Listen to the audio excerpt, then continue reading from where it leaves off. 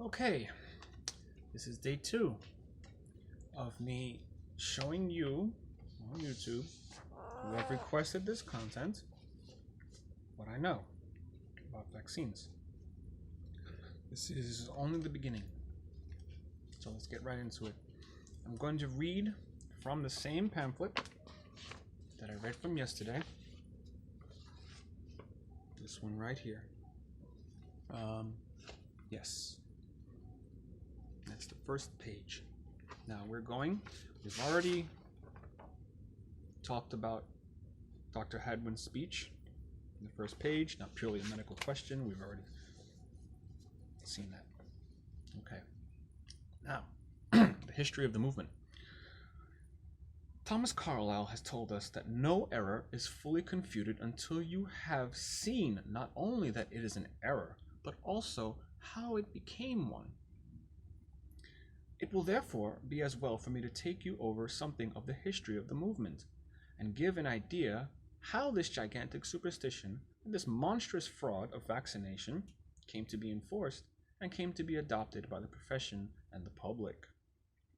The discoverer, so-called, was, as you all know, a man by the name of Edward Jenner, who lived at Berkeley in your own county.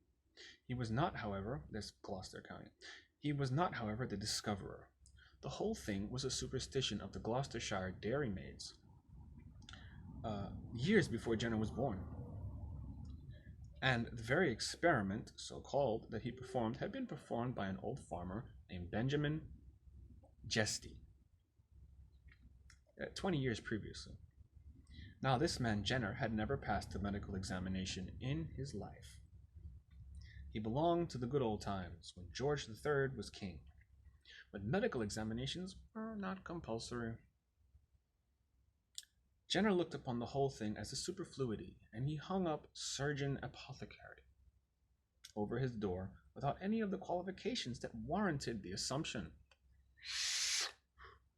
It was not until 20 years after... Hey, kickers. Hey, guys. Hey, come here. I want to introduce you.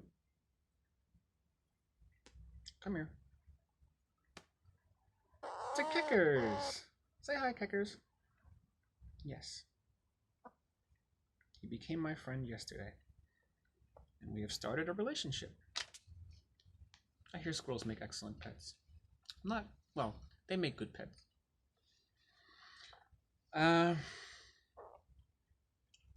Anyway. Jenner looked upon the whole thing as a superfluity, and he hung up surgeon apothecary over his door, without any of the qualifications that warranted the assumption.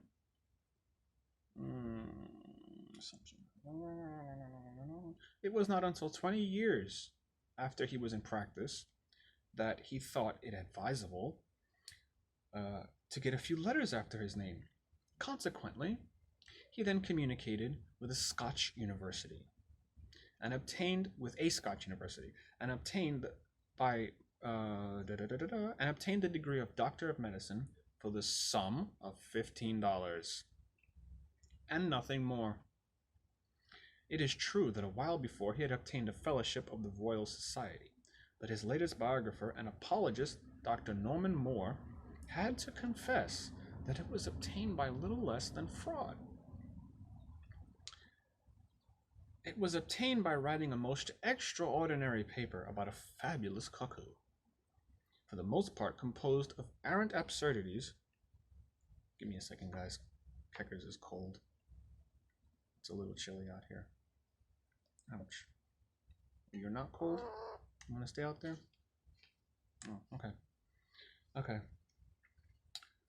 For the most part composed of arrant absurdities and imaginative freaks such as no ornithologist of the present day would pay the slightest heed to. A few years after this, rather dissatisfied with the only medical qualification he had obtained,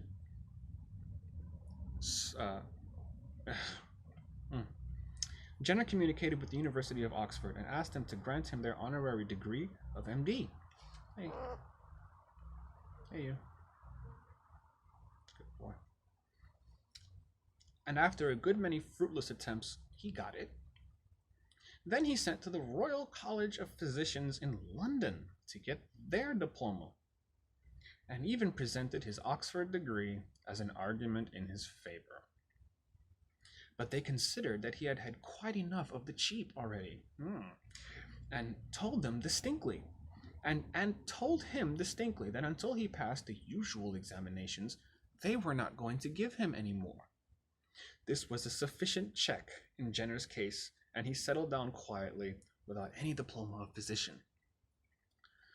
The period in which he lived was undoubtedly a filthy period. It was a time when, to take London for instance, the streets were nothing but a mass of cobblestones. The roads were so narrow that the people could almost shake hands across the street, and as for fresh air, they scarcely knew anything about it.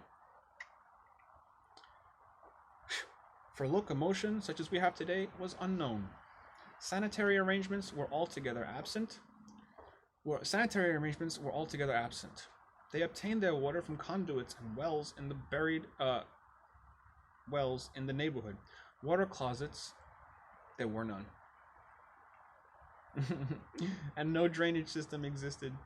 It was in London especially that smallpox abounded, where bodies were buried in old St. Paul's churchyard in Covent Garden, only a foot below the soil, and people had to get up in the middle of the night and burn frankincense to keep off the stench.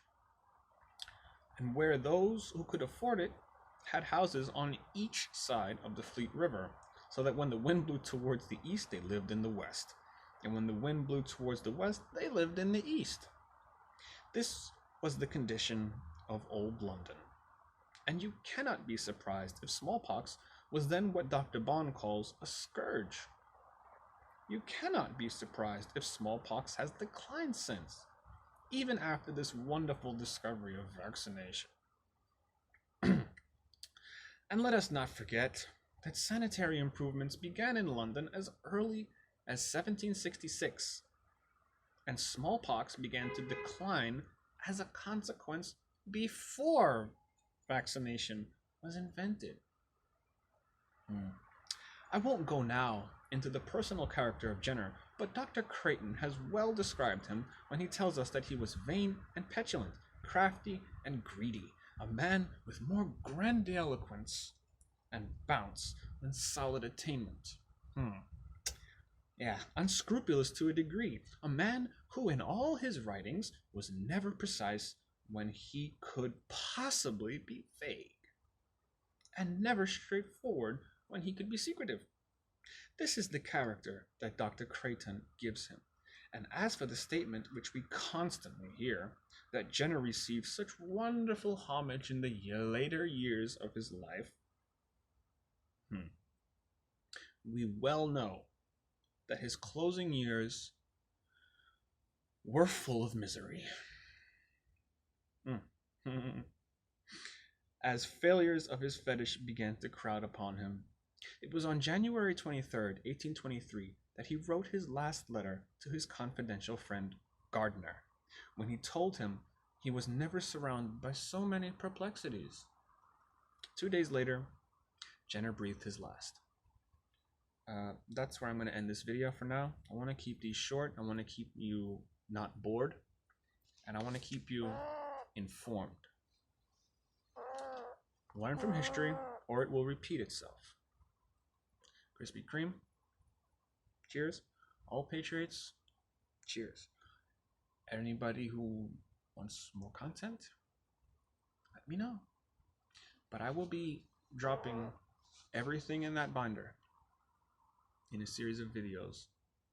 Third one is tomorrow. Patriots, Bill Gates is evil.